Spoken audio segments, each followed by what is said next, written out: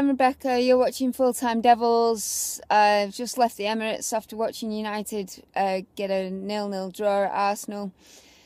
In the context of a normal season, I suppose a point away at the Emirates, you'd sort of have to be happy with. But when you look at that game and you remember the games, the Titanic clashes in the past with Arsenal, you're pretty much looking at a damp squib, really. I don't think the game itself ever really got going. You had two teams that were probably more afraid to lose the game than actually going out to win it. I thought from United's point of view, the game plan seemed pretty clear, really. Keep it tight, try and nick a goal. And ironically, we've almost done that through Robin van Persie hitting the bar in the second half. But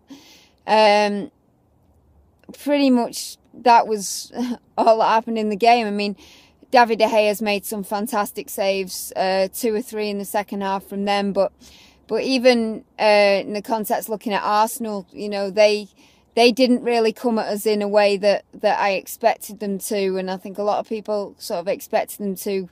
Maybe their confidence still pretty shot after the weekend at Liverpool. But I thought we set out our stall. I thought Nemanja Vidic was outstanding in defence.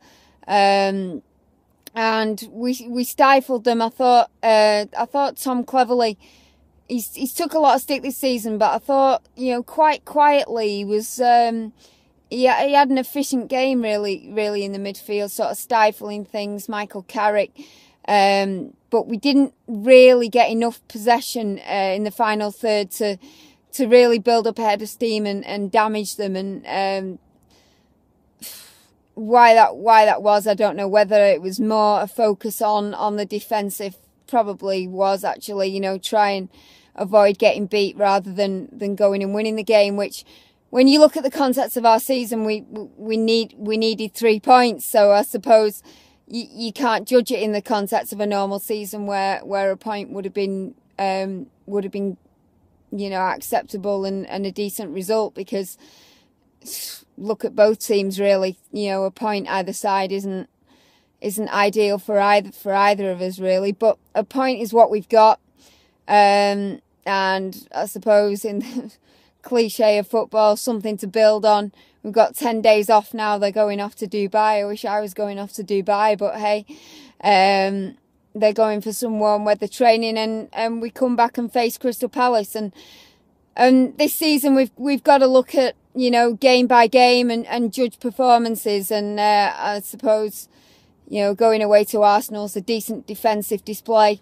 We've got to look obviously at getting more attacking play. Getting Juan Mata, Wayne Rooney and Robin van Persie working together more efficiently. I seem to have built up a reputation on this channel as being a staunch David Moyes defender. That's not the case. All I'm arguing is that it's too early to make that judgment. It's too early to have a knee-jerk reaction. And also there's very little point in uprooting the whole club at this stage of the season, when there's probably not an outstanding candidate to come in and take over. What you'd be doing is appointing a stopgap, and what's the point in that? We're planning for the summer, we're planning a whole rebuild, and to me, David Moyes has got to be allowed to do that, and then we'll judge him. To be honest, there's no point in the fans, arguing the toss over it really, because I think the club are pretty much set in their ways that's what they're going to do. They're going to give him the summer to rebuild. They're then going to give him the time to work with those new players, and see, then you make a judgment as to whether he is the man to take us forward. So I don't think there's a point in arguing the toss over that, because the club are going to do that whether we like it or not. Tonight it's a point. 10-day break. Come back, face Crystal Palace. I'll see you after that game.